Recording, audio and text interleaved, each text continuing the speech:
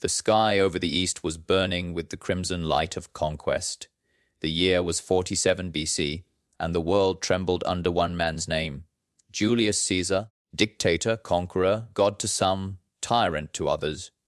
Fresh from the chaos of civil war, his enemies scattered across the known world. But in the east, in the rugged hills of Pontus, a challenge was rising, swift, arrogant, and defiant. Pharnaces II, son of Mithridates the Great, the man who once made Rome bleed. He dreamed his father's dream again, to drive the Romans back across the sea, to reclaim the glory of the Pontic kingdom. Caesar, still reeling from the battles of Egypt and the treachery of Rome, could have ignored him. But Caesar was no man to leave a rebellion breathing. To defy him was to invite annihilation. In the heart of Anatolia, two destinies were about to collide, one born of empire, the other of vengeance. And in that collision, a phrase would be carved into eternity: Veni Vidi Vici. I came, I saw, I conquered. But behind those immortal words lay blood, terror, and a victory so swift it seemed almost divine. This is the story of Caesar's Pontic War, and the day the East learned what it meant to stand against Rome. The road to Zela began with chaos. In the aftermath of the Alexandrian War, Caesar was stretched thin, his legions weary, his supplies dwindling, his political enemies circling like vultures. Yet word came that Pharnaces had struck. He had seized Armenia Minor, stormed through Cappadocia, and crushed a Roman army at Nicopolis. He paraded Roman prisoners before his throne, mocking Caesar's weakened grasp. It was a taunt that Caesar could not ignore. With barely a fraction of his full strength, Caesar marched north, through hostile lands, across treacherous terrain, his army reduced but not broken. They were veterans of Gaul, of Pharsalus, of Egypt, men who had seen the world and survived it. They followed Caesar not out of fear, but because they believed he could defy the impossible. The winter air cut through the mountains as they approached Pontus. Caesar's mind, as always, was a storm, calculating, ruthless, cold. He knew Pharnaces had numbers, terrain, and confidence. But Caesar had speed. He moved faster than any general alive, striking before his enemies could even understand he was coming. Pharnaces, in his arrogance, thought Rome was weak. He had forgotten that Caesar was Rome. Near the small town of Zela, the two armies finally met. The Pontic king positioned his forces on high ground, a deadly slope of earth and blood. Beneath him, the Roman camp lay exposed in the valley. The message was clear: climb to your doom, or flee in shame. But Caesar saw more than terrain. He saw opportunity.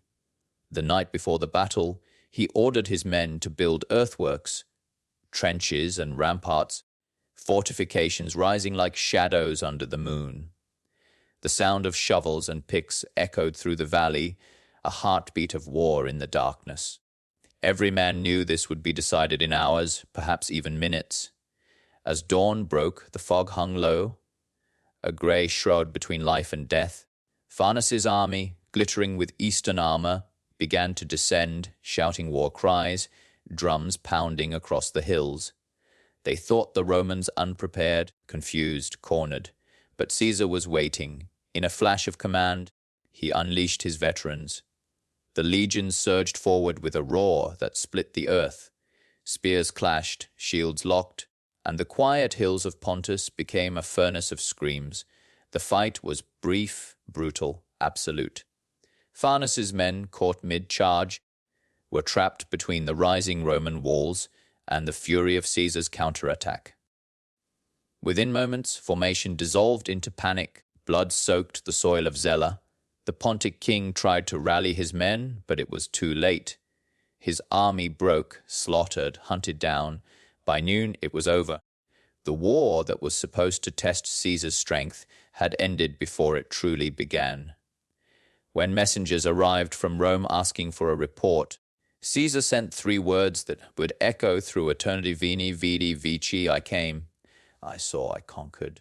But those words hid what no messenger could convey: the horror of the speed, the finality of the slaughter, the way the very ground of Zela had drunk deep of human blood. For the soldiers who survived, it felt less like a victory than a visitation, as if Mars himself had walked among them. And Caesar, he stood on the smoking hill, watching the dead. His cloak torn and his armor stained, he said nothing. To him, this was not glory, it was necessity, another step toward dominion. But for the world, it became legend. The smoke of Zela hung in the air like a ghost that refused to fade. The battlefield was silent now, save for the crows and the wind whispering through the broken spears. In less than 5 hours, an entire kingdom had been erased. It was as if time itself had bent beneath Caesar's will. He did not linger among the dead. He gave orders, cold and precise. The bodies were cleared, the wounded treated, and Pharnaces, the last heir of Mithridates, fled into the mountains, broken and disgraced. He would later die far from Zela, slain by his own men, his dream of vengeance crushed beneath the weight of Roman steel. For Caesar, it was over. Another enemy gone, another frontier pacified, yet even in triumph he was restless. The Pontic campaign was not about land or loot, it was a message. A warning to the world that Rome's grip had not weakened, that even in chaos, Caesar remained invincible. The phrase Veni Vidi Vici was more than a boast. It was propaganda sharpened into poetry. In 3 words he declared his divinity. He had arrived like a storm, seen with the eyes of a god, and conquered with the hand of fate. When the dispatch reached Rome, senators read it aloud in disbelief. The ink was barely dry, yet the story spread faster than wildfire. Across taverns and markets, across legions and provinces, men whispered those words with awe. Veni Vidi Vici. To his enemies in the Senate it was a threat. To his soldiers it was a promise. To history it was immortality. But what the world celebrated, those who stood beside him remembered differently. The veterans of Zela spoke of how Caesar's face had changed that morning, calm, unreadable, almost inhuman. They said he fought not for victory but for silence. That in the roar of battle, he was chasing something deeper, an end to the noise of rebellion that haunted his empire.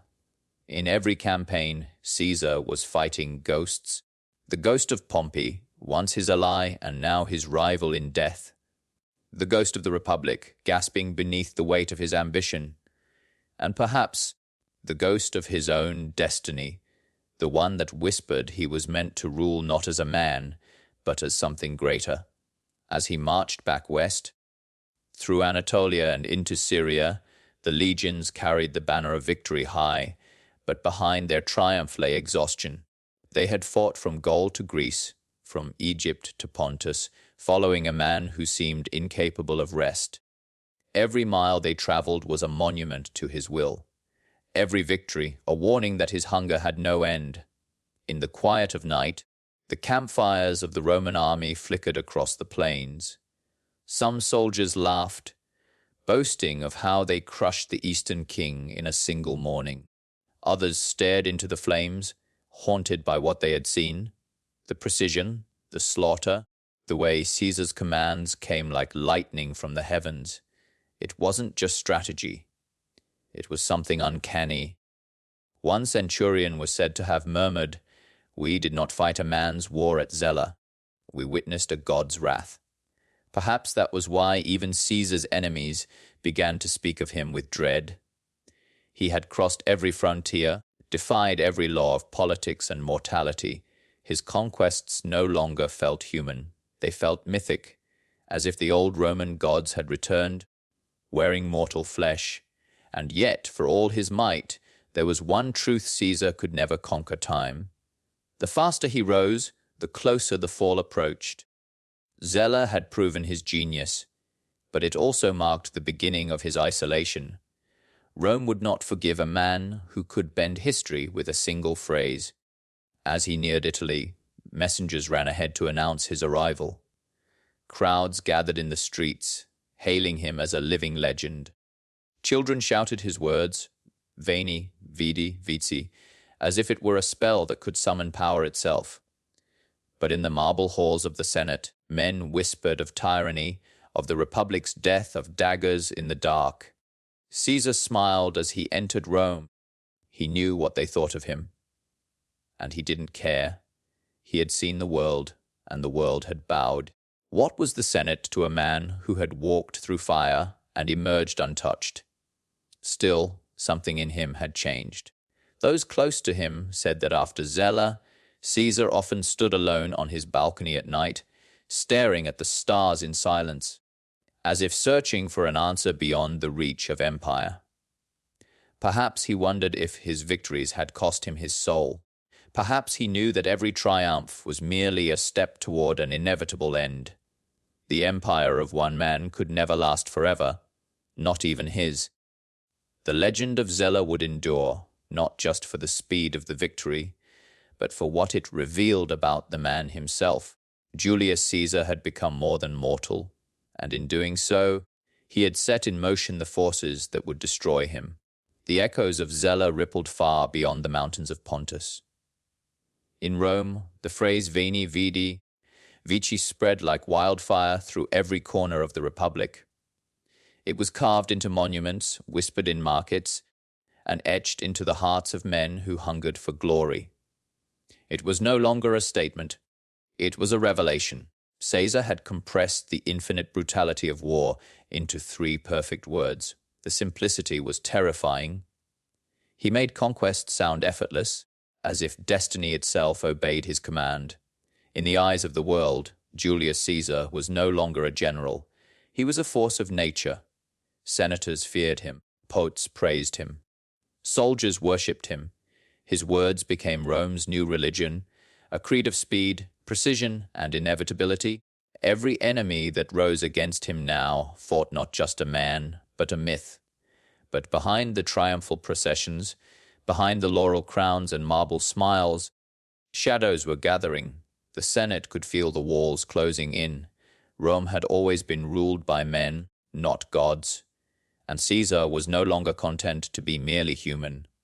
The victory at Zela was his proof of invincibility, his declaration that resistance was futile. It terrified the Republic more than any army ever could. In the years to come, men like Brutus and Cassius would whisper that phrase in the dark, not as admiration but as a curse. Veni Vidi Vici, the words of a conqueror who had come, seen, and conquered not just foreign lands, but the very heart of Rome. And in the end, those words would return to him like a blade, for every step toward immortality came with a price. When Caesar crossed the Rubicon, when he seized the throne of the world, it was Zela's shadow that followed him. It was there, in the arrogance of victory, that his downfall began. The swiftness that had made him a god on the battlefield made him blind to the slow, creeping daggers of politics. The men who once cheered his name would one day stand above his broken body, covered in his blood. And as he fell beneath their blades, perhaps he remembered Zela, the hill of slaughter, the cries of men, the perfection of that moment when the world had bent to his will. I came, I saw, I conquered. But time had come for Caesar to learn the final lesson, that even gods can bleed. History would never forget Zela. It was more than a victory, it was a prophecy. The war had lasted only hours, but its echo would shape centuries. Generals would study it, emperors would envy it, and the phrase born on that blood-soaked hill would outlive the Republic, the Empire, and even Rome itself. Veni Vidi Vici, the eternal mark of a man who conquered everything except his fate. The music swells, dark strings and the low thunder of drums. The camera drifts across the empty battlefield of Zela, where the mist rolls over ancient bones. The voice of the narrator fades, replaced by the whisper of the wind carrying those immortal words. And as the image dissolves into black, the story leaves a question behind. What would Caesar have said if he had lived to see the empire his victories created? Would he have spoken with pride or with regret? Because in the end, every conqueror must face the same truth. that the world you dominate will one day conquer you. The screen fades to silence. If you were drawn into this story of power, fate, and the man who defied time itself, then join us. Like, share, and subscribe to Unsolved History for more tales of forgotten wars, lost empires, and the moments that shaped our world. Because history is never truly buried, it's only waiting to be uncovered.